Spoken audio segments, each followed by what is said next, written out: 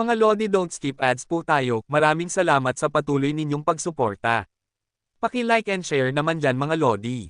At sa mga gustong mag-donate sa ating GCash or regular na load, mag-comment lang po tayo. Para patuloy tayong makapag-upload ng mga bagong kabanata. Marami pong salamat. Subaybayan natin ang kwento ng isang kabataang nangarap para sa kanyang mga mahal sa buhay. Mula sa pinakamahina tungo sa pinakamalakas. Alamin natin ang kwento ng kanyang buhay. Kabanata 2691 hanggang Kabanata 2700. Kabanata 2691. Sa palagay ko, sapat na iyon, sabi ni Hansen habang tumango. Iniisip pa rin niya ang laban na pinagdusahan niya laban sa sina Geneik. Pakiramdam ni Hansen ay disente na ang lakas niya sa puntong iyon, pero lubos siyang pinahirapan ng sina Geneik sa lahat ng paraan. Bukod pa sa malaking agwat ng kapangyarihan nila, malaki rin ang diferensya sa paraan ng kanilang pakikipaglaban. Habang iniisip niya ito, napagtanto niya na tuluyan siyang naapi. Natalo siya sa pinaka-nakakahiya na paraan. Iyon ay isang doppelganger lang, at gayon pa man, napakalakas nito. Gaano pa kaya ang tunay na anyo nito? Bulong ni Hansen sa sarili. Nagkatinginan sina Exquisite at Likir. Napaglaruan nila si Hansen ng husto, halos hindi nila mapigilan ang pagtawa. Hindi alam ni Hansen na iba ang doppelganger na nakalaban niya kumpara sa mga ordinaryong doppelganger. Para itong anak ng tunay na Diyos na sina Geneik. Kahit primitive class lamang ang lakas nito, ang karanasan sa laban, kasanayan, at kalooban nito ay pinakamataas na antas. Si Hansen lang ang mahihirapang talunin ito, kahit karamihan sa mga deified ay tiyak na matatalo rito. Patalunan pa natin siya ng ilang beses. Ubusin natin ang kanyang lakas ng loob, lihim ng ngiti ni Likir. Mabilis na gumaling ang mga sugat ni Hansen. Upang mas mapabilis pa ang paggaling, binigyan siya ni Likir at Exquisite ng Geno Fluid mula sa sina Geneik genes. Mabisa ito para sa pisikal na sugat. Sa pagsasanib ng sariling kakayahan sa paggaling ni Hansen at ng likidong iyon, tuluyang naglaho ang lahat ng pinsala sa loob lamang ng 7 hanggang 8 oras. Sa mga sumunod na araw, bumalik si Hansen sa Jail Demon Hall upang labanan ang sina Geneik. Marami siyang plano na sinubukang gawin para pabagsakin ito, ngunit lahat ay nabigo. Pinakamatagal na niyang itinagal ay 2 minuto. Pagkatapos noon, kailangan niyang mag-teleport palabas. Kung hindi, tiyak na mapapatay siya. Nagkakaroon lamang siya ng kaunting oras para magbitaw ng knife airs. Kahit gamitin pa niya ang Under the Sky, wala pa ring epekto sa sina Geneik. Hindi lang siya bigong patayin ito, ni hindi man lang niya ito nagawa ng kahit kaunting sugat. Sobrang lakas nito. Hindi napigilan ni Hansen na humanga sa kapangyarihan ng kalaban.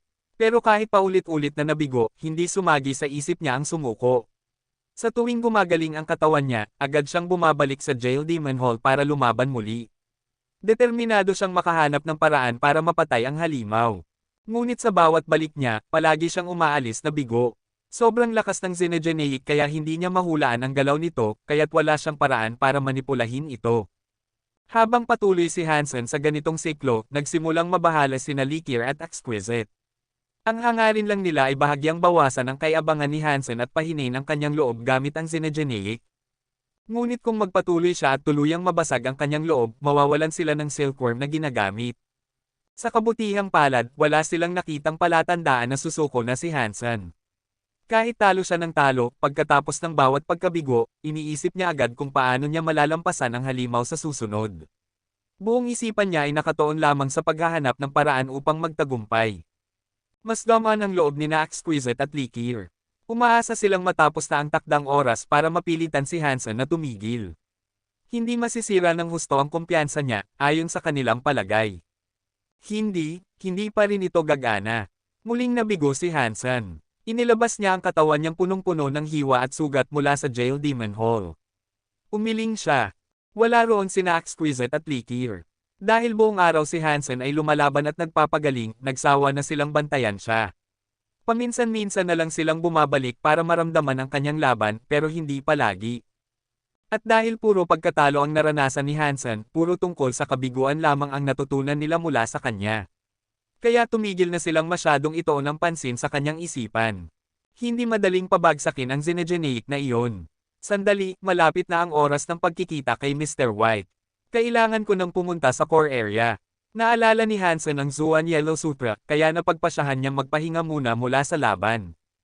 Pagkakita kay Likir muli, binanggit ni Hansen na kailangan niyang bumalik sa core area. Agad na pumayag si Likir.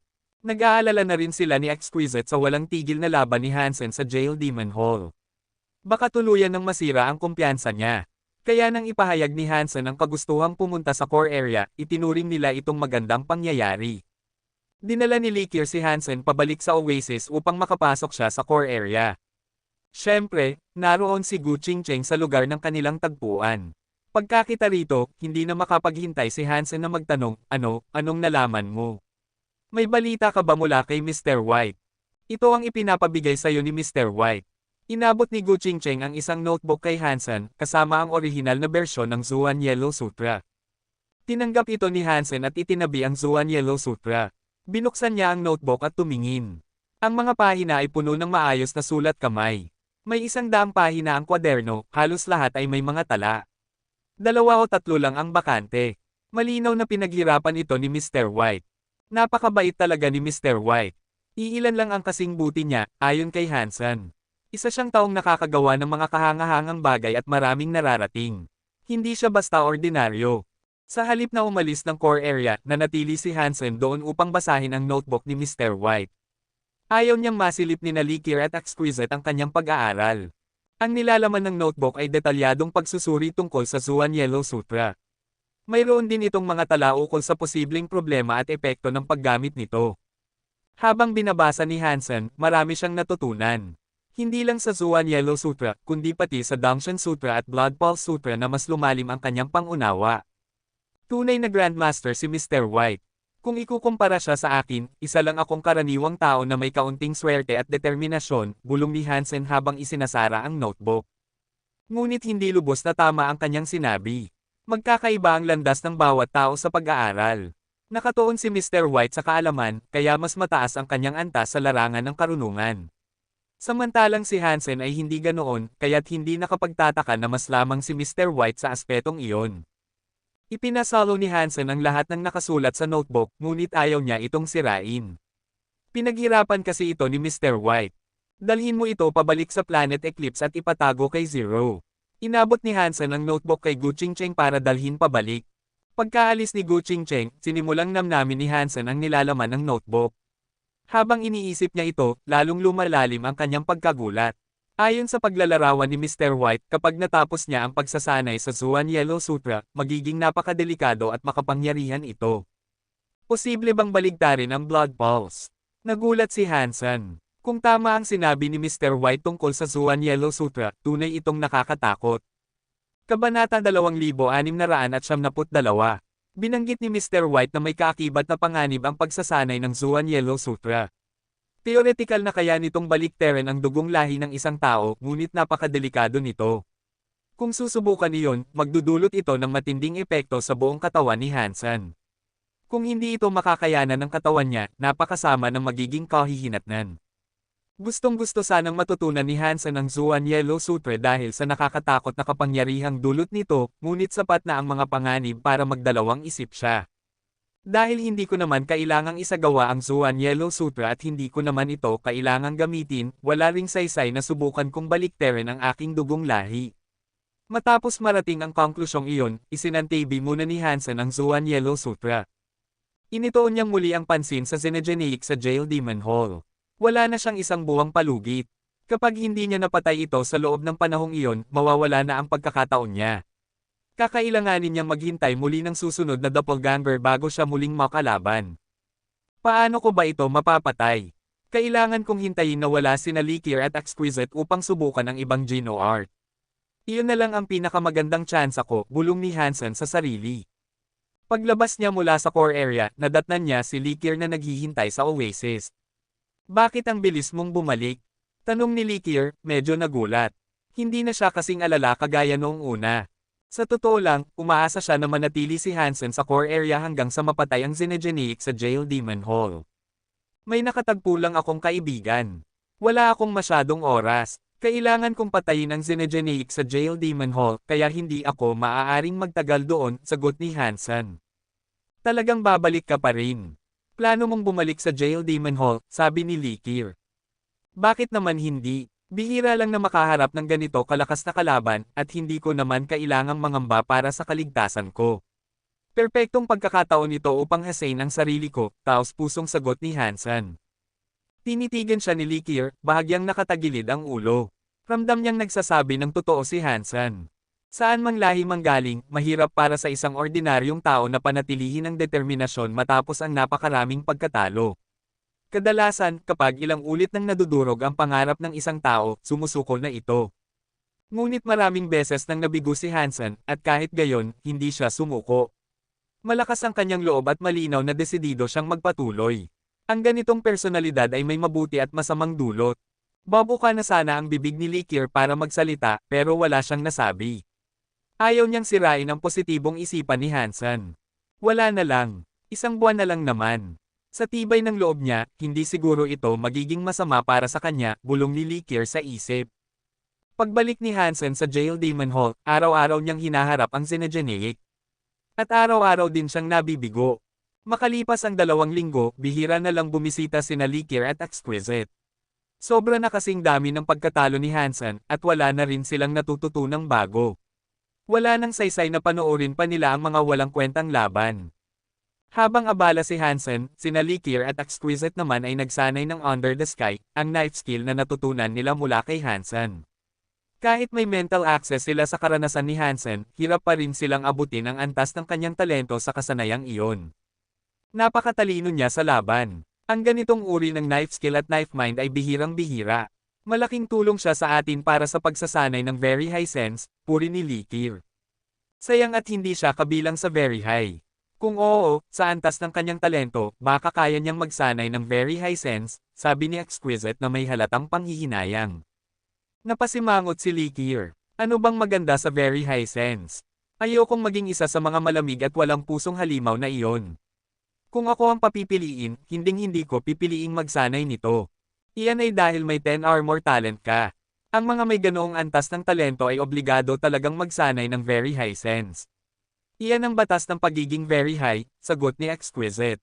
Pero bakit ako? Sana mas mababa na lang sa siyam ang talento ko, reklamo ni Likir. Muli na namang natalo si Hansen. Lumabas siya ng Jail Demon Hall na sugatan. Ngunit bigla niyang nakita ang isang lalaki mula sa very high na nakatingin sa kanya sa labas ng bulwagan. Hindi niya kilala ang lalaking iyon, ngunit malinaw na may pagkamuhi sa mga mata nito. Siya ba si Li Zucheng? Naisip ni Hansen. Sa panahon niya sa Outer Sky, sina Liu Xin at Li Zucheng ang dalawang pinaka-nainsulto niya. Nakita na niya si Liu Xin, pero hindi pa niya nakikita si Li Zucheng. Kung hindi man siya ito, tiyak na may kaugnayan siya sa dalawa. Hansen, 2 buwan ka nang gumagamit ng Jail Demon Hall. Kung hindi mo mapapatay ang Red Blood Demon, umalis ka na. Huwag mong sayangin ang oras ng iba, malamig na sabi ni Li Zucheng. Pagkatapos ng Silkworm fights, nawala lahat kay Li Zucheng at Liu Xin. Pati damit panloob na lang ang natira sa kanila. Tinulungan sila ng kanilang mga magulang na bayaran ang karamihan ng utang, ngunit malaki pa rin ang natira. Ngayon, wala na silang kahit ano. Kahit ang mga gamit para sa kanilang pagsasanay, kailangan nilang ipambayad sa iba. Naisip ni Li Zucheng na patayin ang Red Blood Demon. Kailangan kasi ang Xenogeneic gene nito upang makagawa ng isang deified treasure. Kapag nakuha niya ito, makakakuha siya ng mas maraming resources. Hindi niya kayang patayin ang Red Blood Demon ng mag-isa, pero may suporta siya ng pamilya. Sa tulong nila, kaya nilang pabagsakin ito. Pero nang humingi siya ng permiso kay Open Sky Elder para makapasok sa Jail Demon Hall, sinabi sa kanya na nakarehistro na si Hansen bilang pumatay nito. Kailangan muna niyang hintayin na mabaigo si Hansen bago siya makapagsumit ulit. Hindi naniniwala si Li Zucheng na kaya ni Hansen patayin ang Red Blood Demon, kaya pumunta siya sa Jail Demon Hall upang makita ang progreso. Doon niya nakita si Hansen na paulit-ulit na binabasag ng Red Blood Demon. Sinabi ni Exquisite na may isa pa akong buwan mula sa oras na nakatakda sa akin nang ako'y nagparehistro. Mali ba iyon? Malamig na tanong ni Hansen habang nakatingin kay Li Zucheng. Kung wala kang sapat na lakas, walang saysay ang isa pang buwan. Bakit hindi ka na lang sumuko ngayon?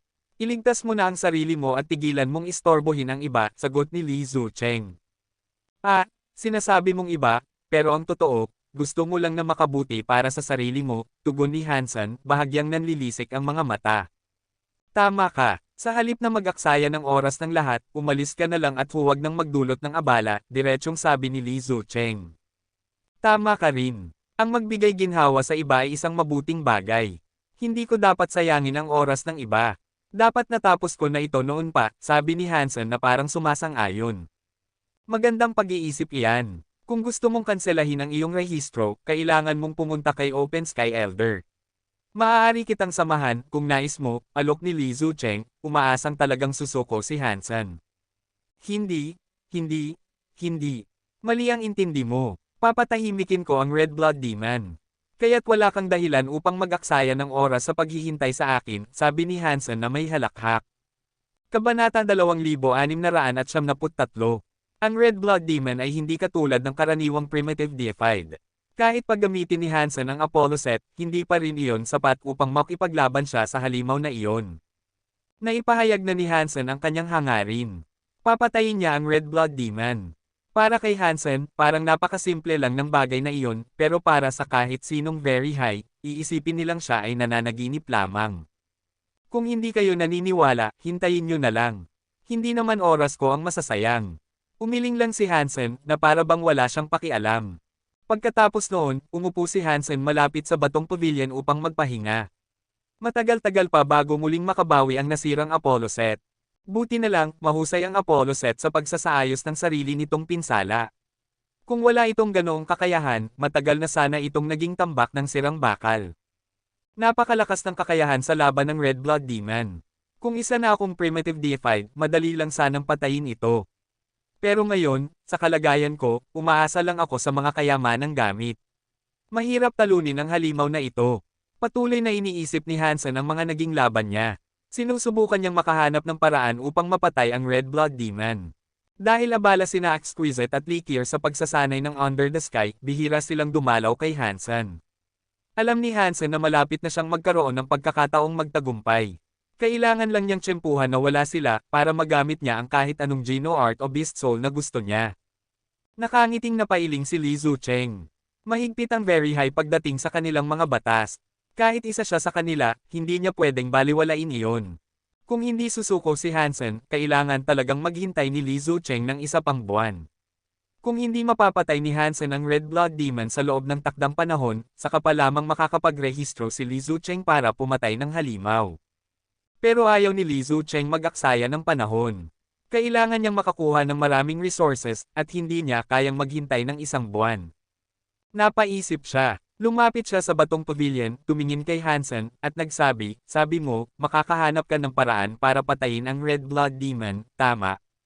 Tama. Tumango si Hansen. Matagal na siyang nakikipaglaban sa Red Blood Demon, pero bukod sa pagkilala sa mga kakayahan nito, wala pa siyang nakukuhang malaking benepisyo. Mabuti, sagot ni Li Zucheng at umalis bigla. Nagulat si Hansen. Hindi niya alam kung ano ang ibig sabihin ng lalaki.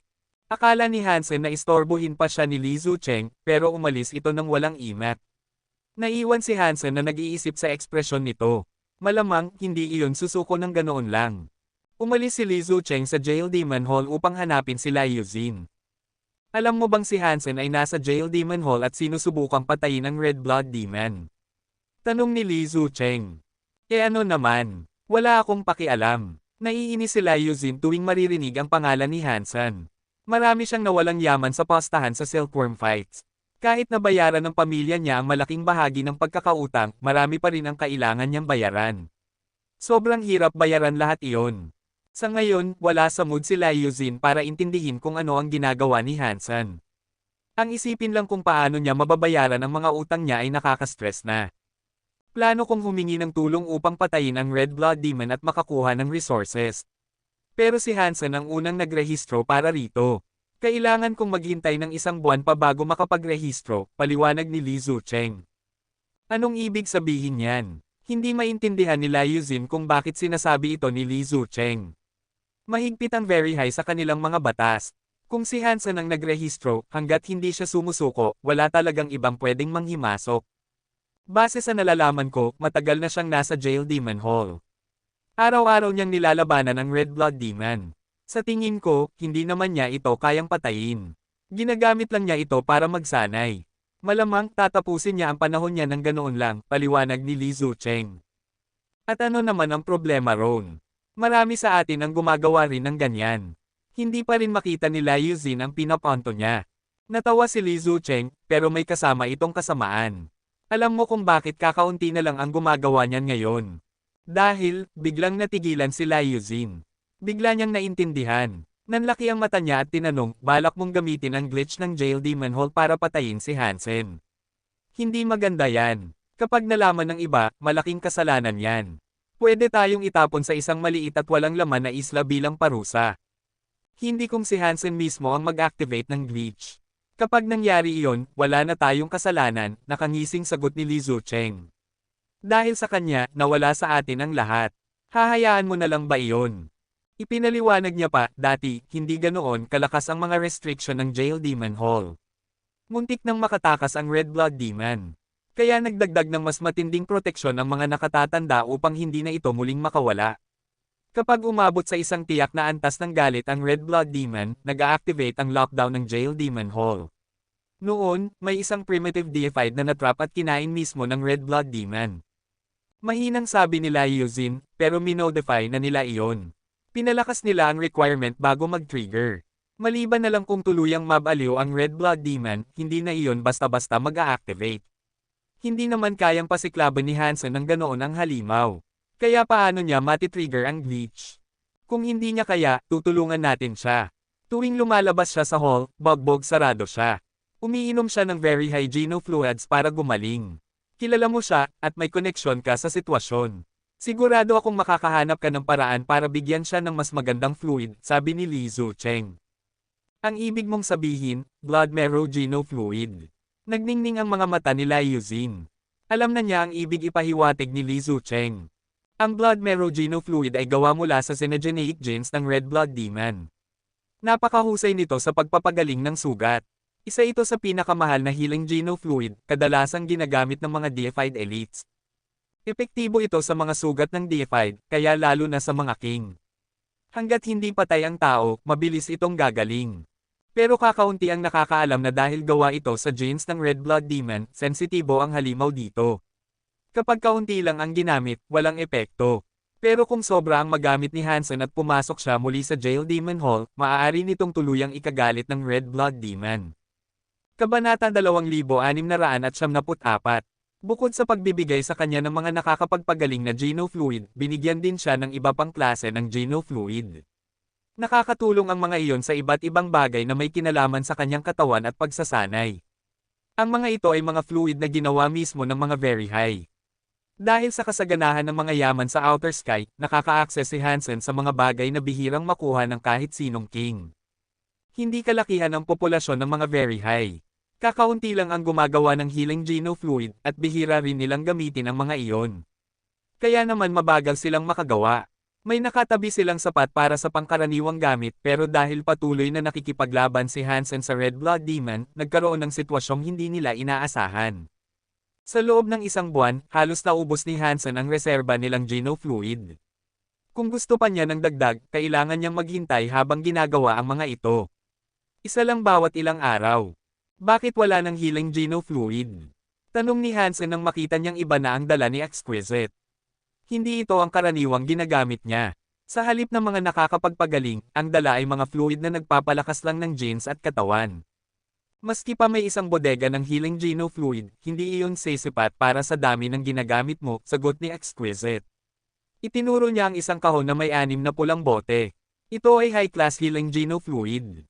Para lang talaga ito sa mga deified fighters. Dahil wala nang mahihinang klase, ito ang ibinibigay sa'yo. Huwag mong ubusin agad-agad. Kapag naubos ito, wala ka nang makukuha sa loob ng 2 linggo.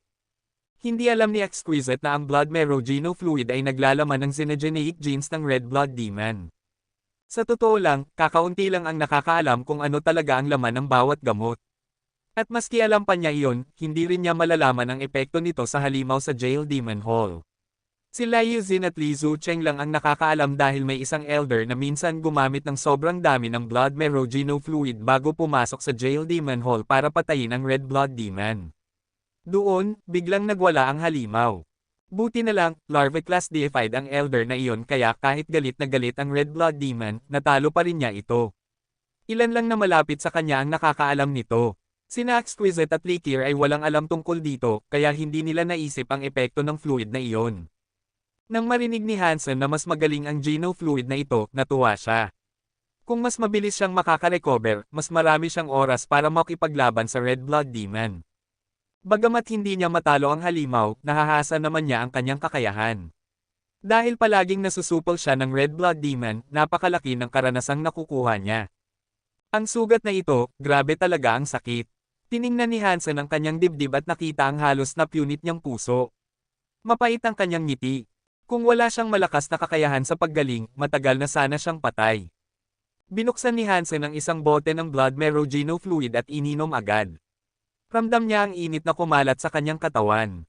May bahagyang kiliti at pamamanhid sa kanyang mga sugat at nagsimula itong magsara. Napakagaling nito. Kaya pala para lang ito sa mga deified elites. 10 beses ang bisa kumpara sa dati kong ginagamit. Nakangiting pinanood ni Hansen habang mabilis na naghihilom ang kanyang mga sugat. Kung dati kalahating araw bago maghilam, ngayon wala pang isang oras ay gumaling na siya. Ngunit hindi pa rin gumagaling ang Apollo set, kaya kailangan niyang maghintay. Wala siya talagang laban nang wala iyon. Hindi naman niya sinayang ang oras. Nagsanay siya ng very real body at God's wonder. Napakahalaga ng 2 Geno art na ito, at magagamit kahit kailan. Pagkatapos gumaling ang Apollo set, pumasok ulit si Hansen sa Jail Demon Hall. Laking gulat niya nang makita ang Red Blood Demon na nakaupo sa hagdan, nakatitig sa kanya. Hindi siya agad inatake. Ano ito? Nagtatakang bulong ni Hansen. Habang iniisip niya, biglang kumislap ng dugong liwanag ang katawan ng halimaw. Bamukha ang pakpak nito at ang sungay ay nagningning na parang araw. Anong kalokohan ito? Bakit bigla siyang naglabas ng ganitong nakakatakot na lakas? Naguguluhan si Hansen. Matagal na siyang nakikipaglaban dito pero ngayon lang niya nakita itong ganito kagalit. Wala pang oras para mag-isip, nakita ni Hansen ang mga mata nitong kumikislap na parang bombilya, nakatutok sa kanya. Gusto na sana niyang mag-teleport palabas ng hall. Alam niyang wala siyang laban dito sa normal na anyo pa lang, paano pa kaya ngayon? Baka isang suntok lang ay madurage ang katawan niya bago pa siya makaalis. Ngunit sa mismong oras na binuksan niya ang espasyo para makatakas, biglang nagningning ang lahat ng marka sa Jail Demon Hall. Nalubog sa banal na liwanag ang buong gusali. Pang! Tumilapon si Hansen mula sa espasyo at muntik nang sumubsob. Gamulong siya para hindi tuluyang bumagsak. Ano ito? Bakit nag-activate ang mga restriction ng Jail Demon Hall at isinara ang buong gusali kasama ako rito? Nagbago ang mukha ni Hansen. Nakita niyang puno ng liwanag ang lahat ng sulok ng hall, ganap itong nakaselyo. Napagtanto niyang nasa napakadelikadong sitwasyon siya. Hindi na siya makalabas gamit ang God's Wonder. Nakasama siya ngayon ng halimaw. At higit pa, mas malakas na ngayon ang Red Blood Demon. Kung dati, ilang minuto lang ang kaya niyang tumagal, ngayon baka wala pang segundo. Paglingon niya, tumitig sa kanya ang mga matang pula ng halimaw. Para itong flashlight na nakatutok sa kanya. Ano ito? Akala ko ba magkaibigan tayo? Dito lang ako nagpapahinga, gawin mo na ang gusto mo, wag mo na akong pansinin, pilit na ngumiti si Hansen. Ngumiti rin ang Red Blood Demon, pero lalong kinilabutan si Hansen. Ang matutulis nitong ngipin ay parang ngiti ng demonyo. Kasunod noon, sumigaw ito ng matinis. Parang pulang anino ang katawan nito at sumugod diretso kay Hansen. Hindi na mabasa ng mata ni Hansen ang galaw nito, isang iglap lang, nasa harap na niya ang halimaw at nakabaon na ang matutulis na kuko sa kanyang dibdib. Kabanata 2675. Pang! Ang matutulis na kuko ng Red Blood Demon ay bumaon sa katawan ni Hansen, at ang katawan niya ay sumabog na parang lobo na puno ng tubig. Sa susunod na segundo, ang tubig na naghiwa-hiwalay ay muling nagsama-sama. Unti-unting nabuo ulit ang mukha ni Hansen, pero bago pa man muling mabuo ng buo ang katawan niya, muli nang kumawala ang mga kuko ng halimaw. Isang pag-atake na may kasamang pulang kadena ng substansya ang sumabog na parang bulkan. Nagulat si Hansen. Ginamit niya ang original Water King body para makaiwas sa unang atake, pero hindi pa buo ang katawan niya. Kung tatamaan siya ulit, ang lahat ng selyulang naging tubig ay mawawala ng tuluyan. Kahit ang original Water King body ay hindi na siya magagawang buhayin sa pangalawang beses. Hindi na siya maaaring mag-aksaya ng oras. Sa isang iglap, kumislap ang katawan ni Hansen ng puting liwanag at pumasok siya sa Super God Spirit mode. Tumagos lang ng walang epekto ang pulang kadena sa aninong katawan niya. Ngunit bago pa niya lubusang magamit ang anyong iyon, isang mahiwagang kapangyarihan ang biglang nagpalabas sa kanya mula rito. Bumalik agad siya sa normal na anyo. Nanlumo ang tiyan ni Hansen. Dahil nasa loob pa rin ng Destiny's Tower si Warner, lubos na humina ang Super God Spirit mode niya. Muling naputol bago niya ito magamit para tapusin ang laban. Hindi binigyan ng Red Blood Demon si Hansen ng pagkakataong makapag-isip. Ang katawan nito ay naging ani ng pulang apoy at sumugod ulit sa kanya, masyadong mabilis para masundan ang kanyang mga mata. Nag-teleport agad si Hansen. Dahil hindi siya lumalabas ng Jail Demon Hall, hindi gumana ang mga restriction ng gusali. Pero bago pa man matapos ang teleport niya, may masamang ngiti na sa mukha ng Red Blood Demon. Bigla itong lumitaw sa harapan niya. Ang 5 pulang kuko ay agad na tumargeto sa kanyang puso. Kumislap ng pula ang mga mata ni Hansen. Kumalat ang pulang liwanag sa buong katawan niya at bigla siyang nawala, pumasok siya diretso sa mata ng Red Blood Demon. Naipit si Hansen at wala ng ibang paraan kundi gamitin ang Blood Eye Evil God's Beast Soul. Sa pamamagitan ng kapangyarihang iyon, nakapasok siya sa mismong mata ng halimaw. Alam niyang maaaring mabunyag kina Exquisite at Likir ang sekreto tungkol sa Beast Souls, pero wala na siyang magagawa. Kailangan niyang itago ang buhay niya kaysa itago ang sekreto. Sa loob ng mata ng Red Blood Demon, puro pula ang paligid ni Hansen. Ibang-iba ito sa ibang mata na napasukan niya dati.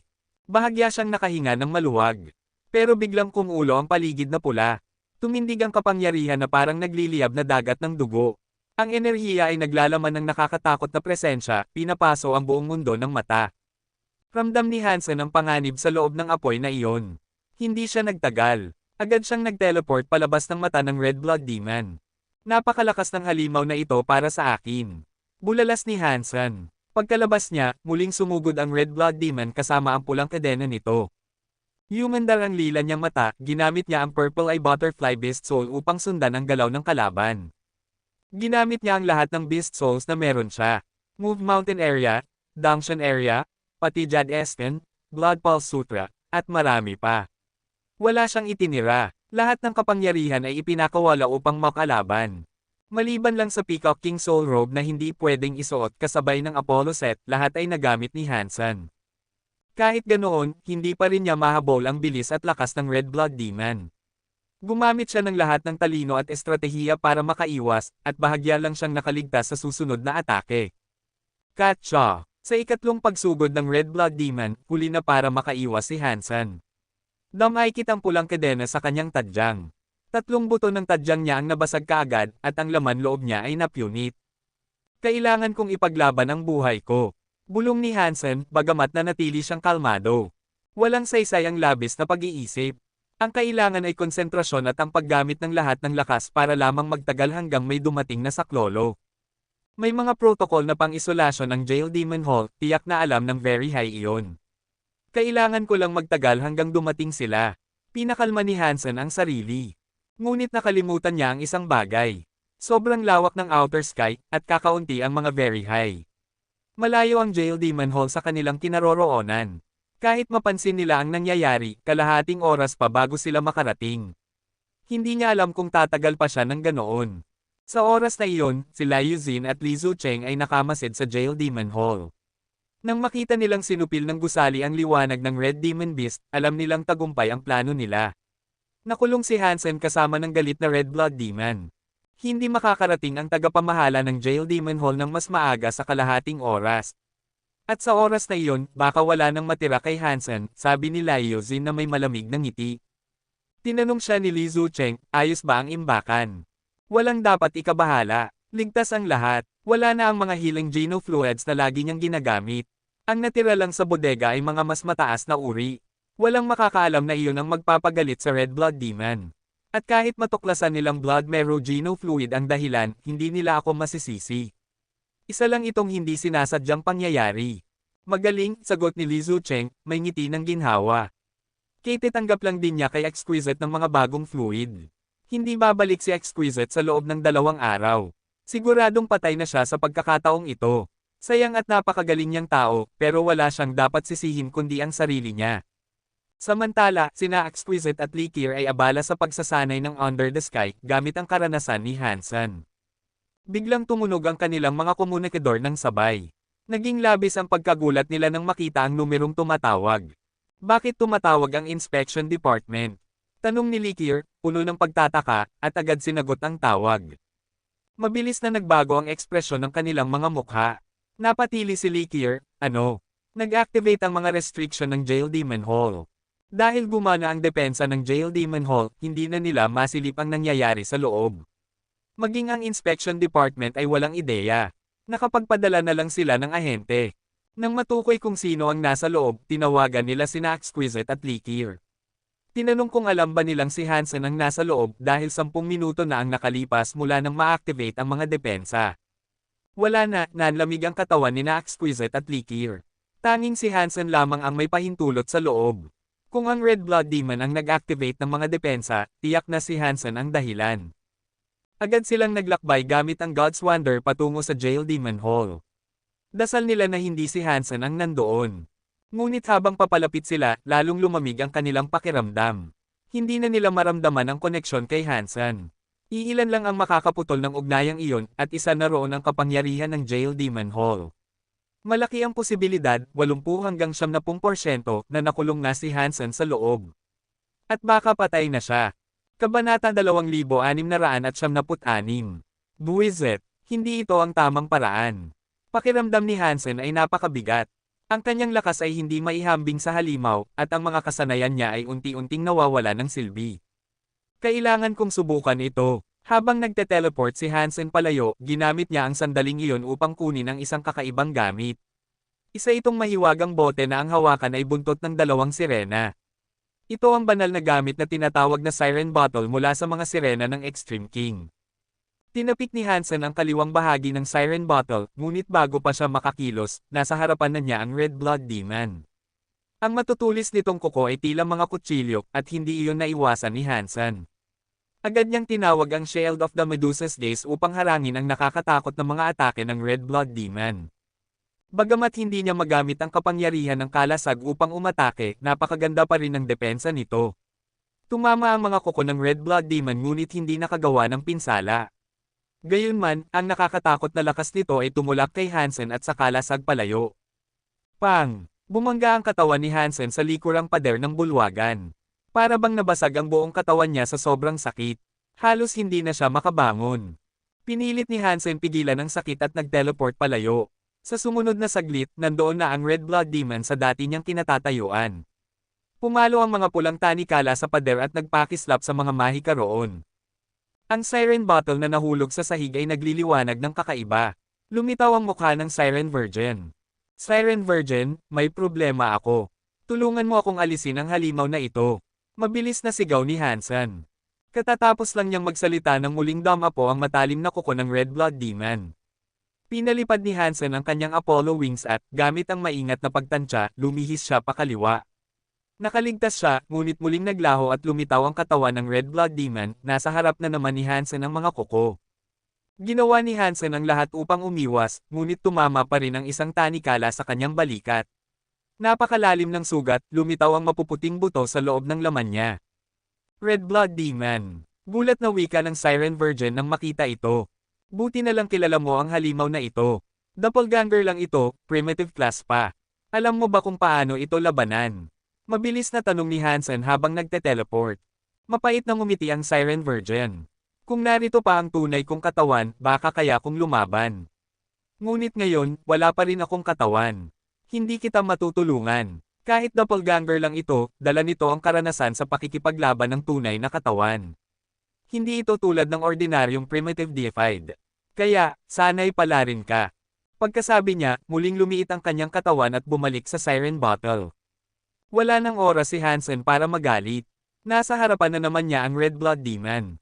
Wala siyang matakbuhan, kaya't ginamit niya ulit ang Shield of the Medusa's Days. Naprotektahan ng kalasag ang katawan ni Hansen mula sa mga kuko, ngunit hindi nito napahina ang lakas ng tama. Para siyang tinamaan ng dambuhalang maso. Hindi makalaban si Hansen at alam niyang hindi siya makakatakas. Wala na siyang mapuntahan. Hindi na pwede ito. Kung magpapatuloy, hindi na tatagal ang katawan ko. Kahit makahanap ako ng tsansang makaganti, wala na akong lakas. Mukhang kailangan kong subukan ito. Ngumisi si Hansen habang kagat ang labi. Ang blood pulse sutre sa loob ng kanyang katawan ay biglang nag-alboroto, ngunit sa pagkakataong ito, kabaligtaran ang agos. Hindi na iyon Blood Pearl Sutra. Ito na ang Zuan Yellow Sutra na nakuha ni Hansen mula sa Underworld Lake. Isa itong ganap na ibang Geno art. Desperado na siya. Kailangan niyang subukan ang lahat bago mahuli ang lahat. Kung tama ang teorya ni Mr. White tungkol sa Zuan Yellow Sutra, ito na marahil ang huling tsansang mailigtas ang buhay ni Hansen. Kung ibang tao ang gagamit nito, sobrang hirap sana. Ngunit para kay Hansen, kailangan lang niyang baliktarin ang Blood Pearl Sutra. Hindi na niya kailangang pagpraktisan pa. Ngunit ito ang unang pagkakataon ni Hansen na gamitin ang Zuan Yellow Sutra. Hindi niya alam kung ano ang mangyayari. Ang kapangyarihan ng Blood Pearl Sutra ay umagos ng pabaliktad sa kanyang katawan. Para siyang nilulakuban ng kuryente, hindi dugo ang dumadaloy kundi tila kuryente. Ang matinding hapdi ay halos mapasigaw siya, kahit siya'y sanay sa sakit. Karaniwang pulang liwanag ang inilalabas ng Blood Pearl Sutra. Ngunit kapag binaliktad, naging madilim na pula halos kulay itim, parang dugo na tuyot na. Walang pakialam ang Red Blood Demon. Mapanganib pa rin ang tingin nito habang muling sumugod kay Hansen. Napakahirap para kay Hansen na umiwas. Nilalamon ng sakit ang kanyang katawan na para bang pinupunit siya. Wala na siyang paraan upang makaiwas. Pinilit ni Hansen tiisin ang sakit. Tinaas niya ang kalasag at sabay na suntok patungo sa Red Blood Demon. Hindi pinansin ng Red Blood Demon ang kamao ni Hansen at itinuloy ang pag-atake sa kalasag. Mahigpit na kumapit si Hansen. Napahiyaw siya sa sakit. Ang pabaliktad na Blood Pearl Sutra ay kumakawalan ng lakas, para bang pinupunit ang kanyang buong katawan. Hindi masabi sa salita ang sakit. Pang! Tumama ang atake ng Red Blood Demon sa kalasag. Napalipad si Hansen kasama ang kalasag, ngunit sa parehong oras, tumama rin ang Zuan Yellow Sutra sa Red Blood Demon. Muling nabangga si Hansen sa selyo at umubo ng dugo. Ngunit napansin niyang hindi kasing lala ang sugat niya tulad kanina. Laking gulat niya nang maramdaman na ang Blood Pearl Sutra ay naging half-deified na. Nakumpleto nito ang isang mahalagang hakbang ng pag-akyat, pinagsama ang 9 na antas upang bumalik sa isa. Agad niyang tiningnan ang Red Blood Demon. Gusto niyang malaman kung epektibo ang Zuan Yellow Sutra. Nakakabigo ang resulta. Walang bakas ng pinsala sa Red Blood Demon. Ganoon pa rin ito, nakakatakot at mabagsik. At bago pa masuri ni Hansen, muli na namang umatake ang halimaw. Naku, ito na ang katapusan ni Hansen, hindi gumana ang Zuan Yellow Sutra, malungkot na isip niya. Kung hindi gagana ito, wala siyang magagawa kundi gamitin muli ang Shield of the Medusa's Gaze. Ngunit sa dami ng sugat niya, baka maubos siya ng kalasag. Maaari siyang mamatay. Sobrang delikado. Kaya, kahit nasa bingit na siya ng kapahamakan, nagdalawang isip si Hansen na gamitin muli ang kalasag. Ngunit habang siya'y nag-aatubili, may nangyaring hindi kapani-paniwala. Nararamdaman ni Hansen na unti-unting humihina ang lakas at bilis ng Red Blood Demon. Kabanata 2677. Bagamat si Hansen ay karamihang napapahiya pa rin sa Red Blood Demon, natuklasan niya na ang kanyang makapangyarihang kakayahan sa prediksyon, kapag ginamit kasabay ng God's Wonder, ay unti-unting nakakatulong upang maprotektahan siya mula sa mga atake ng halimaw. Nagsimula na ba ang epekto ng Zuan Yellow Sutra? Ngunit mas mahina ito kaysa sa inaasahan ko. Napabagal lang nito ng kaunti ang Red Blood Demon, kahit negatibo ang kanyang iniisip, natuwa si Hansen sa resulta. Kahit na bahagyang humina ang kanyang kaaway, sapat na ito upang magpatuloy. Hindi siya mamamatay sa kamay ng Red Blood Demon, at ibig sabihin nito, maaari siyang maghintay na dumating ang Very High upang iligtas siya. Habang lumilipis ang oras, napansin niya na patuloy na humihina ang lakas ng Red Blood Demon. Ang mga pulang tanikala nito ay unti-unting nagiging manipis at maraming bahagi na ang napupunit. Ano ang nangyayari? Tanong ni Hansen na halo ng pagkabigla at tuwa. Kung ito nga ang kapangyarihan ng Zuan Yellow Sutra, tunay na nakakatakot ito. Pati ang mga substance chains ng Red Blood Demon, na asensya ng kapangyarihan ng isang deified, ay nanghihina. Unti-unting nawawala ang kislap ng baluti ng Red Blood Demon, at tila nagbabago ang katawan nito. Nagsimulang lumaki ang halimaw. Para bang pinapanood mo ang isang bodybuilder na unti-unting nagiging mataba. Lumalaki ang katawan, ngunit bumabagal ang lakas at bilis. Mas nagiging madali ang laban ni Hansen. Hindi pa rin niya tuluyang natatalo ang Red Blood Demon, ngunit sapat na upang maprotektahan ang sarili. Hindi na niya kailangang mag-teleport palayo. Habang tuwang-tuwa sa biglaang swerte, nakita ni Hansen ang mga pulang tanikala ng Red Blood Demon na sumabog parang paputok. Unti-unting humuhupa ang buhay sa kanyang kaaway na parang hangin sa butas ng lobo. Ito, hindi pwede. Ang isang deified ay bumababa na sa half-deified. Hindi makapaniwala si Hansen. Ngunit sa nakikita niya, tila ganoon nga ang nangyayari. Wala nang ibang paliwanag. Ang buong presensya ng Red Blood Demon ay parang isang king class, at kulang na ang kapangyarihan nito upang makabuo ng substance chains. Hindi na ito mukhang deified. Pang! Hawak pa rin ni Hansen ang Shield of the Medusa's Gaze, at gamit ito na ipagtanggol niya ang sarili sa susunod na atake ng Red Blood Demon. Pantay na ang kanilang kapangyarihan, at hindi siya tinaboy tulad ng dati. Oh, grabe! Ang Zuan Yellow Sutra ay mabagsik.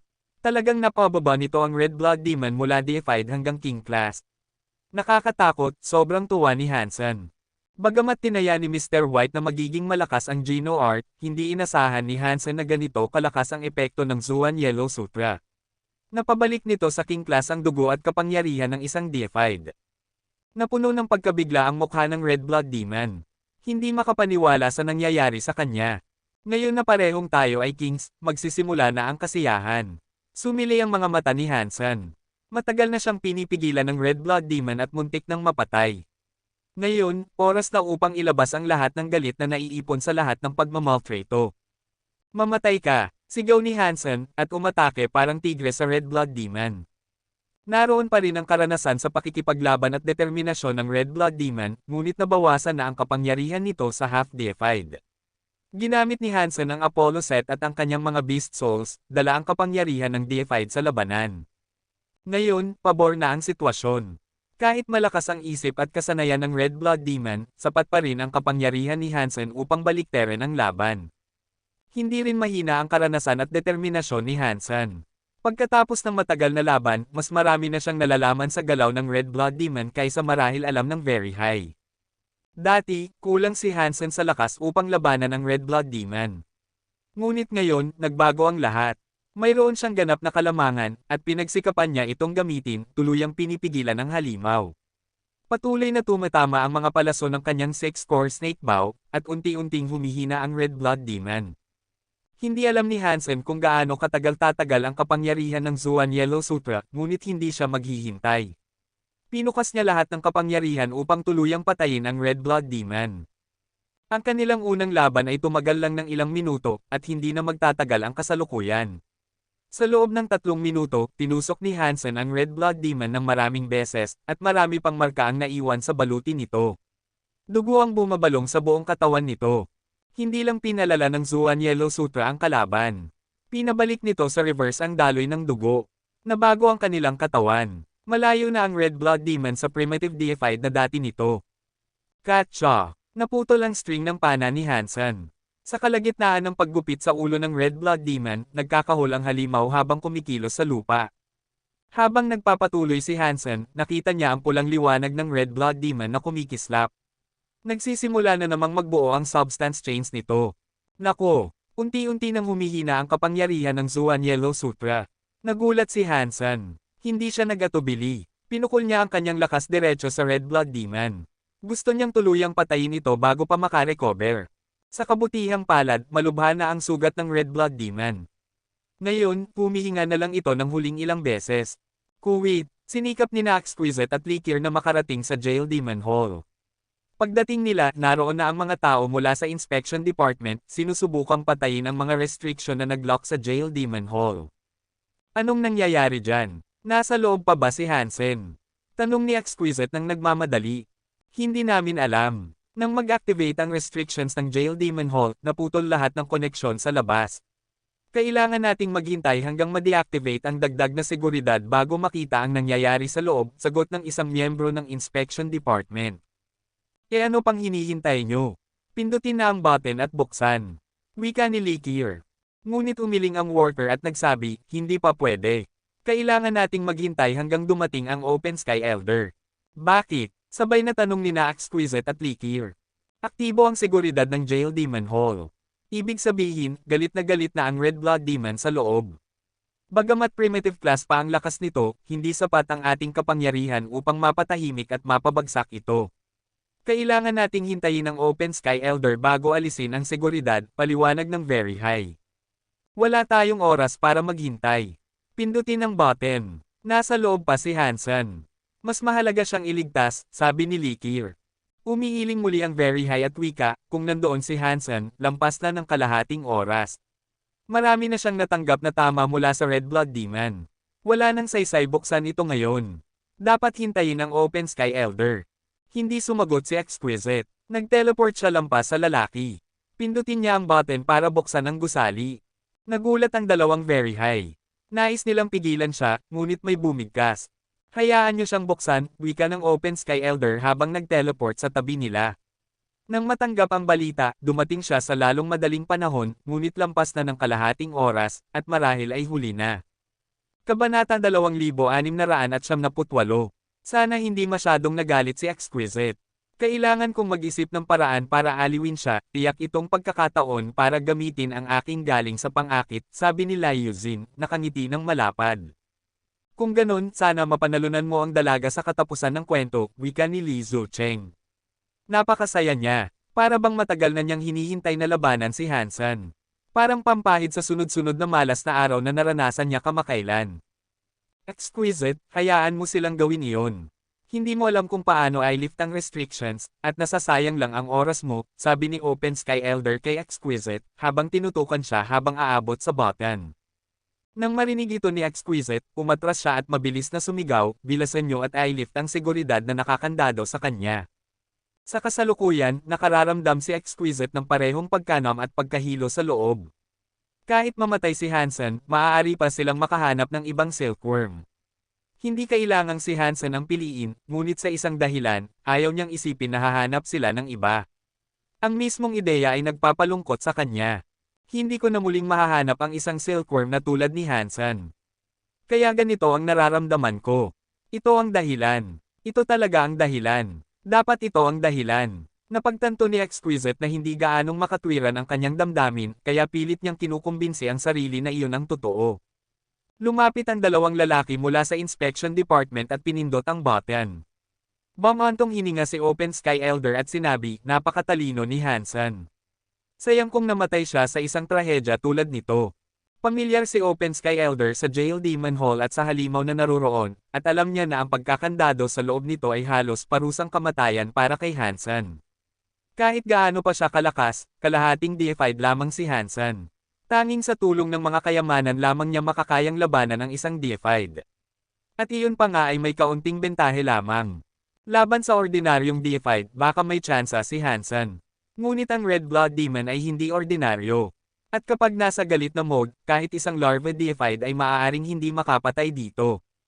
Katcha-cha! Na-deactivate ang restriction sa Jail Demon Hall. Hindi na naghintay pa, agad na pumasok si Exquisite. Binuksan niya ang pinto ng Jail Demon Hall. Sumunod si Open Sky Elder ng mabilis, baka sakaling subukang lumusab ng Red Blood Demon sa bukas na pinto at makapinsala sa iba. Ngunit nang buksan ni Exquisite ang pinto, namangha ang lahat sa nakita nila. Nakatayo si Hansen sa gitna ng silid, isang paa nakatapak sa katawan ng Red Blood Demon. Hawak niya ang isang malaking pana at ginagamit ang string nito na parang saw blade. Ang string ay dumula sa natitirang laman ng leeg ng Red Blood Demon. At nakita nila sa pagtataka ang ulo ng Red Blood Demon na nahulog sa lupa ng malakas. Nakatigil si Exquisite at ang iba. Sobrang gulat nila na halos hindi nila alam kung paano mag-react. Hansen, pinatay niya ang galit na Red Blood Demon, nagulat at natuwa sina Exquisite at Likir. Si Open Sky Elder at ang dalawang tao mula sa Inspection Department ay nanatiling hindi makapaniwala. Mas naunawaan nila kung gaano kalakas ang Red Blood Demon. Kalahating deified lamang si Hansen, ngunit nagawa niyang putulin ito ng buo. Kahit may tulong pa siya mula sa Apollo set, hindi pa rin ito kapanipaniwala. Si Liu Xin at Li Zucheng, na nanonood mula sa malayo, ay ganoon din ang gulat. Lumingon si Li Zucheng at sumigaw, hindi pwede. Paano nangyari ito? Paano pinatay ni Hansen ang Red Blood Demon? Hindi pwede. Hindi niya maipaliwanag ang nakikita. Ang galit na Red Blood Demon ay napabagsak ng isang kalahating deified. Lampas ito sa inaasahan ng kahit sino. Nang hiwain ni Hansen ang ulo ng Red Blood Demon, narinig niya ang pamilyar na boses sa kanyang isip. Mutant deified Xenogeneic killed, Red Blood Demon. Xenogeneic gene found. Obtained Red Blood Demon Beast Soul. Hindi nag-atubiling ilagay ni Hansen ang Beast Soul sa kanyang Sea of Soul. Kailangan niyang kontrolin ang isip ng maingat para hindi mapansin ni na Exquisite at Likir na may kakaiba. Okay ka lang ba? Tanong ni Exquisite habang nagmamadaling lumapit kay Hansen. Kahit nakikita niyang maayos siya, hindi niya maiwasang itanong. Wala lang to. Ilang sugat at gasgas lang, sagot ni Hansen, tinuturo ang sarili. Magaling na okay ka lang. Grabe kaming nag-alala. Bakit biglang nagalit ang Red Blood Demon? Tanong ni Likir.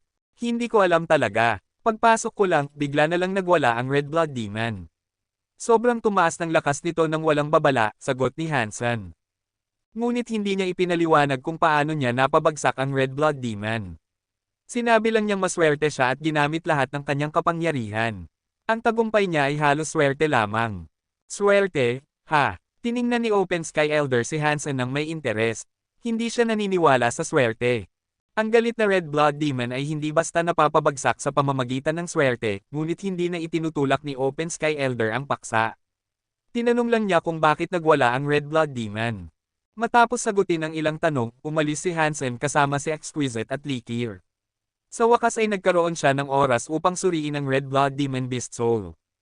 Mutant Red Blood Demon Beast Soul, Demonic Beast Soul, incomplete. Nataasan ang kilay ni Hansen. Ito ang unang pagkakataon niyang makita ang isang Demonic Beast Soul. Tulad ng Changxia Peacock King Beast Soul, incomplete Beast Soul ang Red Blood Demon. Hindi niya alam kung ano ang pwede pang lakas na maidudulot ng kompletong bersyon. Ano ba talaga ang Demonic Beast Soul? Iniisip ni Hansen habang sinasummon ito. Sa sumunod na sandali, naramdaman niya ang isang nakakatakot na kapangyarihan na bumabalot sa kanya. Puno ang kanyang katawan ng pulang kapangyarihan. Nagsimulang sumilip ang crimson light mula sa kanyang balat. Maraming substance chains ang sumabog sa kanyang mga selula, nagdudulot ng pagbabago sa kanyang katawan. Makikita ng malinaw ang pagbabago sa balat ni Hansen. Sa impluensya ng liwanag at substance chains, tumigas ang balat ni Hansen na parang shell. Ang pulang kulay na nagmumula sa kanya ay katulad ng Red Blood Demon. Sa isang kisap mata, natakpan ang buong katawan niya ng protection na shell. Habang higit siyang nagiging katulad ng Red Blood Demon, lalong lumakas ang kanyang presensya. Umikot-ikot ang pulang substance chain sa paligid niya. Parang shape-shifting beast soul ito, ngunit may kaibahan. Ang transfusion shape-shifting beast souls ay ginagawa akong mukhang ang mga nilalang na pinagmula ng beast souls. Ang demonic beast soul naman ay pinapalakas din ang katawan ko. Half human, half demon na ako ngayon, bulong ni Hansen sa sarili, sinusubukang maunawaan ang beast soul. Lubos siyang natuwa sa kanyang nakuha. Kahit nagbago ang anyo ni Hansen, hindi siya magiging xenogeneic. Magkakaroon siya ng parehong kapangyarihan ng Red Blood Demon at ng kanyang sariling kapangyarihan. Sa Demon Mode, marahil sapat ang lakas ko para labanan muli ang Red Blood Demon. Kaya kahit makaharap ko siya ulit, hindi ako mahihirapan ng ganoon. Sinubukan ni Hansen tuklasin ang lawak ng kapangyarihan ng Beast Soul. Mas malakas ang demonic power kaysa sa inaasahan niya. Lalo siyang natuwa. Pero ano ang incomplete? Ibig bang sabihin pwede pang i-upgrade ang Peacock King at Red Blood Demon Beast Souls? Kung pwede, paano ko sila gagawing kompletong Beast Souls? Iniisip ni Hansen. Kabanata 2679. Hindi pa rin naipaliwanag ang insidente sa Jail Demon Hall. Bagamat may hinala na ang paggalit ng Red Blood Demon ay may kaugnayan sa blood merogeno fluid, wala pa ring tiyak na conclusion ang Inspection Department. At bago pa ang insidente, walang nakakaalam na pwede palang magdulot ng ganitong epekto ang bone merogeno fluid. Madalas ibigay ng warehouse ang ganitong uri ng geno fluid kapag naubos na ang karaniwan, kaya parang isang malaking pagkakakonekta lamang. Walang sino man ang dapat sisihin sa nangyari. Ngunit alam ni Hansen na hindi ganoon kasimple ang lahat. Tiyak niyang may kinalaman ng insidente kina Liu Xin at Li Zucheng. Bago pa man ang lockdown, bumisita si Li Zucheng kay Hansen. Masyado kasing hinala ang timing para lamang isang coincidence. Ngunit wala namang ebidensya na nag-uugnay sa pangyayari kay Li Zucheng, kaya wala ring magagawa si Hansen laban sa lalaki. Sayang, aabutin pang 6 na buwan bago muling mabuo ang Red Blood Demon Doppelganger. Kung hindi, pwede ko na itong patayin muli. Baka makatulong sa akin para malaman kung ano ang incomplete beast soul, iniisip ni Hansen habang nangingisda sa Underworld Lake. Ngunit narinig niya ang tinig ni Bauer, na sumisigaw at ginulo ang kanyang isip. Papa! Nahuli ko na naman ang ulo ng tupa. Sigaw ni Bauer habang hinihila ang Underworld Seal. Tumingin si Hansen kay Bauer at nakita niyang talagang hinihila niya ang 4-ship cube. Kalahati nito ay nakikita sa gitna ng ulap ng lawa. Sanay na si Hansen sa ganitong nangyayari. Madalas nahuhuli ni Bauer ang four-shaped cube sa dulo ng kanyang pamangwit, ngunit hindi niya ito mailalabas mula sa lawa. Tuwing malapit ng maiahon ang four-shaped cube mula sa ibabaw ng lawa, karaniwan nang napuputol ang underworld silk. Babalik sa ilalim ng puting ulap ang four-shaped cube. Matapos ma-fish out ito ng maraming beses nang hindi talaga nahuhuli, nagsimulang magalit si Bauer. Habang pinagmamasdan niya ang four-shaped cube, naghintay na muli itong babagsak sa lawa, naisipan niyang subukan ang bago. Sa kanyang malayang kamay, sinuman niya ang maliit na banga. Itinutok niya ang banga sa lumulubog na four-shaped cube. Tapos tinap niya ang ibabaw ng banga na naglabas ng kakaibang kapangyarihan. Parang invisible lasso ang inilatag sa four-shaped cube. Hinailan nito ang four-shaped cube patungo sa maliit na banga. Nagulat si Hansen. Napaka-espesyal ng mga bagay sa Underworld Lake, at karaniwang mga string lang ng Underworld Silk ang makakaapekto rito. Ang ibang kapangyarihan ay wala talagang epekto sa lawa. Hanggang hindi pa tuluyang umaalis sa Underworld Lake ang isang bagay, walang kapangyarihan na dapat nakakaapekto dito. Sinubukan na ni Hansen ang sariling kapangyarihan para hilahin ang four-shaped cube, ngunit hindi ito nag-work. Kapag hinawakan ng kapangyarihan ang ibabaw ng lawa, ang ulap ay nagkakos ng disruption at nagiging walang bisa. Ngunit tila hindi apektado ng suction power ng maliit na banga ang lawa. Madali nitong nahila ang four-shaped cube pataas. Sa kasamaang palad, kulang ang lakas ni Bauer, at mukhang nahihirapan siyang hilahin ang estatwa mula sa ulap. Hindi niya alam kung ilusyon lamang, ngunit parang ginagamit ng four-shaped cube ang sariling lakas nito para bumalik sa lawa, nais nitong bumalik sa tago ng ulap. Mahigpit na hinawakan ni Bauer ang maliit na banga, at unti-unting nahihila ang kanyang maliit na katawan patungo sa Underworld Lake. Pabilis ang tibok ng puso ni Hansen, at nag-teleport siya sa tabi niya at hinawakan siya. Naramdaman ni Hansen na may banyagang kapangyarihan na nakapaloob kay Bauer, na hinihila silang dalawa patungo sa lawa. Ang lakas na ito ay nakakatakot. Bahagya na mula ang mukha ni Hansen. Wala siyang oras mag-isip, kaya tinawag ang Peacock King Soul Robe at ginamit lahat ng kapangyarihan para manatiling matatag. Napasubsob ang kanyang mga paa sa lupa. Hindi pa rin sapat. Kahit ang malakas na Beast Soul ay hindi nakapidyaw sa puwersa na humihila sa kanya. Unti-unti niyang natabunan ng paa ang lupa habang hinihila patungo sa lawa. Ginamit ni Hansen at Bauer ang lahat ng lakas nila. Namula ang mukha ni Bauer, ngunit hindi niya kayang labanan ang puwersa at halos mahulog sa lawa. Balak nang sabihin ni Hansen kay Bauer na iligpit ang maliit na banga, ngunit naramdaman niya biglang isang bagong puwersa na humawak sa kanya mula sa likod. Hinayla sila pabalik ng malakas na puwersa, halos nahihila ang four-shaped cube mula sa ulap. Tumingin si Hansen sa likod at sa malaking gulat, nakita niya ang 16 na maliliit na baboy. Nakaayos silang sunod-sunod, bawat baboy ay kumakagat sa buntot ng kasunod. Ang harap na baboy ay kumakagat sa soul robe ni Hansen, hinahatak siya pabalik. Nagningning ang misteryosong spellwork sa noo ng bawat baboy, at kakaibang kapangyarihan ang kumakalat sa kanila. Nagulat si Hansen. Ang antas ng kapangyarihang ito ay lampas sa maabot ng ordinaryong king class. Kahit isuot niya ang Changxi Peacock King Soul Robe, nahihila pa rin siya patungo sa lawa. Ngunit hawak lang ng 16 na baboy, maayos ang pagkakahawak. Medyo kakaiba iyon. Hindi na gaanong iniisip ni Hansen. Sa katunayan, pareho silang nagsumikap ni Bauer. Marahil konting dagdag lang na kapangyarihan ang kailangan, at iyon ang ibinigay ng 16 na baboy. Marahil hindi ganoon kalakas ang maliliit na nilalang. Malapit nang maiahon ang four-shaped cube sa lawa, at nakita ni Hansen ang mga mukha ng bronze ship sa ibabaw ng ulap. Halos mukhang natatakot sila. Magaling. Hilahin natin ito para makita ko kung ano ka ba talaga. Nang mapagtanto ni Hansen na malapit nang matapos ang tug of war, nagsimula siyang ma-excite. Tuwing nabigo silang hilahin ang estatwa, ginugulantang sila ng mga ulo ng tupa. Laging nakakainis iyon kay Hansen. Sa sandaling naiahon ang four-shaped cube mula sa lawa, naramdaman ni Hansen ang pagluwag ng tensyon sa kanyang mga kamay. Biglang lumipad pabalik si Bauer at ang mga maliliit na baboy. Pang! Lumipad ang 3 hanggang 4 meter na mataas na four-shaped cube mula sa ulap. Dama po ito sa lupa, isang kanto nito ay tumusok sa lupa.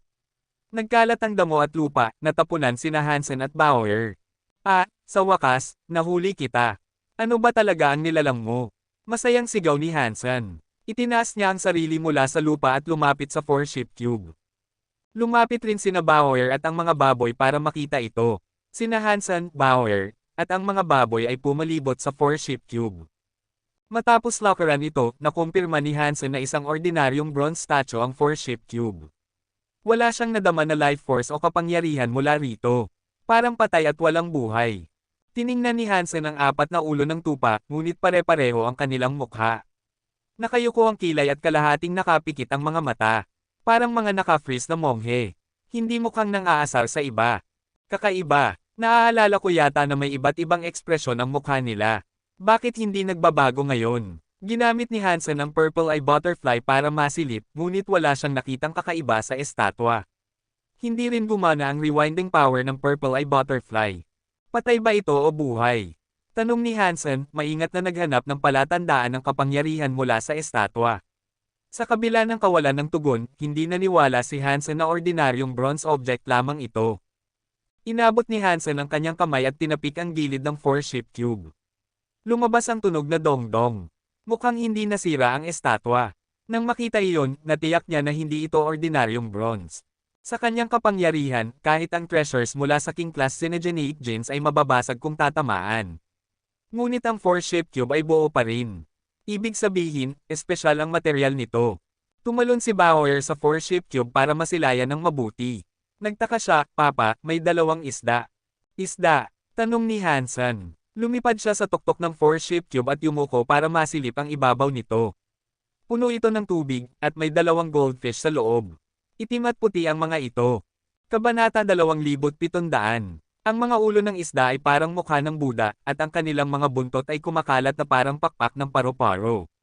Ang kanilang mga katawan ay talagang bilugan at mataba. Bukod sa itim at puting kulay nila, medyo kahawig nila ang lionhead goldfish. Maingat silang lumalangoy sa loob ng Force Ship Cube, hindi naguguluhan sa kanilang magaspang na paglisan mula sa Underworld Lake. Nakakurap si Bauer malapit sa Force Ship Cube. Ipinasok niya ang kamay sa tubig, nais hawakan ang mga isda. Ang mga isda ay ilang pulgada lamang sa ilalim ng tubig. Ipinasok niya ang kanyang braso hanggang sa balikat, ngunit hindi pa rin niya maabot ang dalawang goldfish. Napakunot ang noo ni Hansen. Hinugot niya ang kanyang ghost teeth knife at itinaas sa puting isda sa ilalim ng tubig. Malapit na sa ibabaw ng tubig ang puting isda, ngunit nang itusok ni Hansen ang kutsilyo, lumubog ang talam sa tubig nang hindi man lang nakalapit sa isda. Parang walang pakialam ang dalawang isda sa nangyayari. Dahan-dahan pa rin silang lumalangoy sa paligid. Napakunot ang noo ni Hansen. Muling ginawa ng ghost teeth knife ang mapanganib na knife air na usong sa tubig. Kahit na ang demonic looking na Fang Knife Air ay kayang pumutol ng fabric ng space, hindi nito nahipo ang puting goldfish. Dahan-dahan pa rin lumalangoy ang puting goldfish. Parang hindi man lang natakot sa atake ni Hansen, at ang ilang pulgada ng tubig sa ibabaw nito ay parang haba ng isang buong solar system. Kahit gaano kitikot ang knife air ni Hansen, hindi nito kayang dumaan sa tubig para mahipo ang isda. Ang Force Ship Cube na ito ay kakaiba, iniisip ni Hansen. Inabot niya ang cube at pinabagsak ito sa gilid. Nagsimulang bumuhos ang tubig mula sa itaas ng estatwa. Parang ilog na umaapaw ang tubig. Lumalabas ito ng napakabilis na tila gagawa ito ng bagong lawa, ngunit parang hindi nababawasan ang tubig sa loob ng cube. Ano ba ito? Iniisip ni Hansen, naguguluhan. Ang Force Ship Cube ay sobrang kakaiba. Kahit siya mismo ay hindi makita o maintindihan kung ano ito. Kung deified ang estatwa, kakaiba pa rin na hindi makakuha si Hansen ng power reading mula rito. At kung ordinaryong bagay lamang ito, hindi ito dapat kayang maglaman ng dami ng tubig tulad ng isang dagat. Nalito si Hansen, kaya hindi niya agad napansin na umakyat si Bauer sa tuktok ng isa sa bronze ship heads. Pinadyak niya ito gamit ang paa. Malinaw na may kakayahan si Bauer na magtanim ng sama ng loob. Naalala niya bawat pagkakataon na pinagtawanan siya ng mga tupa habang bumabalik sa ulap ng lawa. Kaya nais niyang yapakan ang mga ulo ng tupa upang ilabas ang galit na inipon niya. Ngunit nang simulan niyang yapakan ang ulo, narinig niya ang tunog na, katso-katso. Natataas ang ulo ng tupa, ngunit tinulak pababa ng galit ni Bauer. Bumaba ang ulo ng tupa, parang naghahanda itong kagatin ang damo. Nagulat rin si Bauer. Hindi niya inakala na marupok ang Force Ship Cube para mabali sa yapek. Tumayo si Hansen at agad napansin ang kakaibang pangyayari. Natapakan ni Bauer ang isang ulo ng bronze ship, ngunit nakataas pa rin ang tatlong iba pang ulo. Isang masamang pakiramdam ang damaloy sa tiyan ni Hansen. Dati, nang tinamaan niya ang estatwa, iniisip niyang napakatigas ng bagay. Hindi siya nakagawa ng kahit isang marka. Ngunit halos nabali ni Bauer ang isa sa mga ulo ng yapakan niya ito ng 2 beses. Kung hindi ginamit ni Bauer ang espesyal na kapangyarihan para gawin iyon, kung gayon ang cube, bago pa matapos ni Hansen ang kanyang iniisip, biglang bumilis ang paglangoy ng 2 goldfish. Habang lumalangoy ang 2 goldfish, nagsimulang mag-alon at umikot ang tubig hanggang sa mabuo ang isang whirlpool. Naiintindihan ni Hansen na delikado ito. Hinawakan niya si Bauer at nag-teleport palayo. Gusto niyang lumayo hanggat maaari mula sa 4-ship cube. Ngunit nang buhatin si Bauer, napagtanto niyang huli na sila. Isang malakas na puwersa ng pagsipsip ang humawak mula sa cube at hinaila sila ni Hansen at Bauer. Mabilis silang lumubog. Nahila rin ang 16 na maliliit na baboy. Umikot sila sa loob ng whirlpool kasama nina Hansen at Bauer. Hinawakan ni Hansen si Bauer habang sinusubukan nilang makaalis, ngunit ang mundo sa paligid nila ay naging gulo. Nang sa wakas ay naibalik niya ang kontrol at nakalabas sa tubig, namutla siya. Ang 4-ship cube ay tahimik na nakaupo sa tabi niya, at ang 2 goldfish ay muling lumalangoy ng kalmado. Nawala na ang vortex, at ang ulo ng tupa na natapakan ni Bauer ay mukhang ordinaryo na ulit. Tulad ng 3 iba pang ulo, ito ay nakataas. Nakayuko ang kilay at kalahating nakapikit ang mga mata. Para bang walang nangyari. Lumabas rin mula sa tubig ang 16 na maliliit na baboy.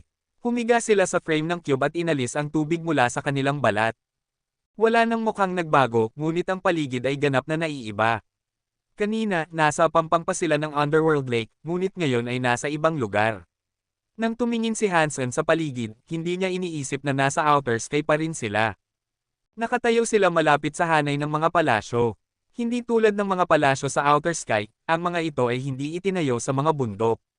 Sa halip, nakatayo sila sa ibabaw ng malapit na dagat. Iba't ibang uri ng palasyo ang nakalatag sa tila walang katapusang dagat.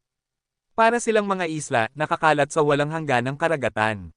Ang lugar na ito ay hindi matatagpuan sa Outer Sky. Ano itong lugar? Tumingin si Hansen sa paligid. Bukod sa mga palasyo, wala nang masyadong nakikita. Parang wala ring ibang buhay na nilalang sa paligid. Ang dagat sa ilalim nila ay tila napakalalim, ngunit hindi tulad ng ordinaryong dagat. Hindi ito asul, malinaw na parang kristal, at walang alon. Tahimik at matatag ang tubig.